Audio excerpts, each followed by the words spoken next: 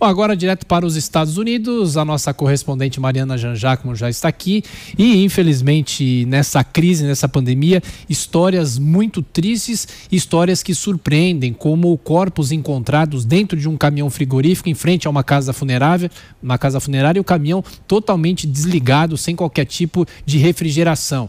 Onde foi isso, Mariana? Bem-vindo ao Jornal da Manhã.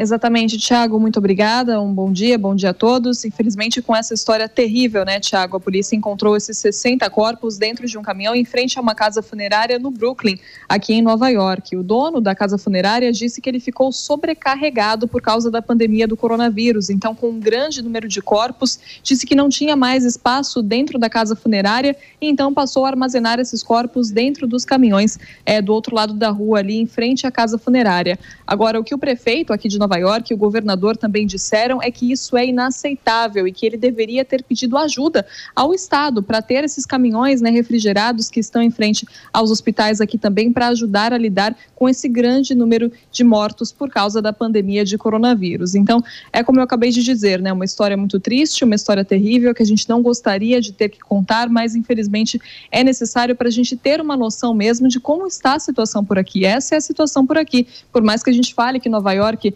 já esteve pior, né? A situação já esteve mais complicada, o número de novos casos e o número de mortes vem caindo, ainda não dá para descuidar, né? A situação ainda é muito complicada. Inclusive, ontem o governador de Nova York, Andrew Cuomo, anunciou que o metrô de Nova York vai ficar fechado todos os dias, da 1 até às 5 da manhã. O metrô de Nova York, que nunca para, né? Funciona 24 horas, agora vai ter que parar, vai ficar fechado, então, durante a madrugada, para que os funcionários possam limpar os trens e as estações, né? A movimentação no metrô de Nova York caiu mais de 90%, mas os trabalhadores essenciais continuam usando o metrô todos os dias e aí por isso é tão importante fazer essa limpeza todos os dias.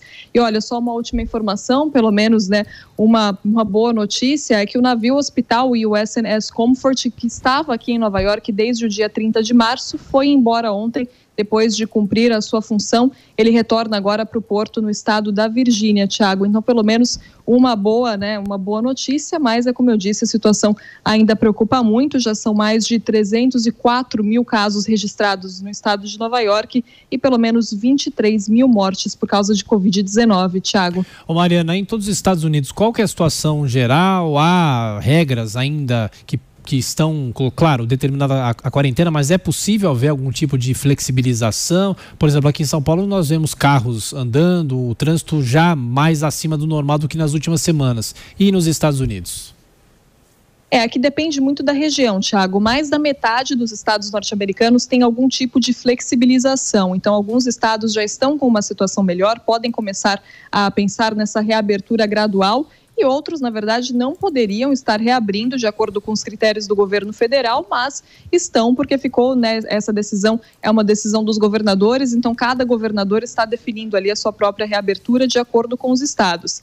Esses que estão reabrindo antes da hora, é claro que correm um grave risco. A gente já teve aqui projeções da Universidade de Washington que aumentaram a estimativa de mortos até o mês de agosto por causa dessas reaberturas que acontecem antes da hora, por causa da população achando que, porque está flexibilizando, né, porque essas regras estão sendo flexibilizadas, então dá para sair de casa sem máscara, dá para sair sem respeitar o distanciamento social, né, com aglomerações, grupos de amigos, e não é bem assim. A gente sabe que não é reabriu e a vida voltou ao normal, né? É um processo gradual, então isso é perigoso. Agora, no estado da Califórnia, o governador resolveu fechar todas as praias de Orange County, depois de ter visto que no final de semana muita gente foi para a praia e se aglomerou. Mas, como eu disse, mais da metade dos estados tem aqui flexibilizações e hoje, inclusive, o presidente Donald Trump deve sair da Casa Branca pela primeira vez em um mês. Ele deve ir para Camp David, a residência de campo do presidente dos Estados Unidos, em Maryland, nessa sexta-feira. E ontem também,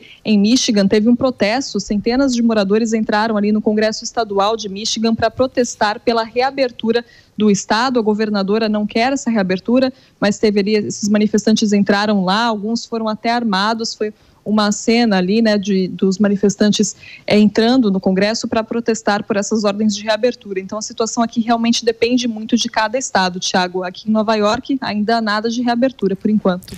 Mariana Janjacman, nossa correspondente em Nova York. Mariana, bom trabalho para você e você volta ao longo da nossa programação. Até mais tarde. Até mais.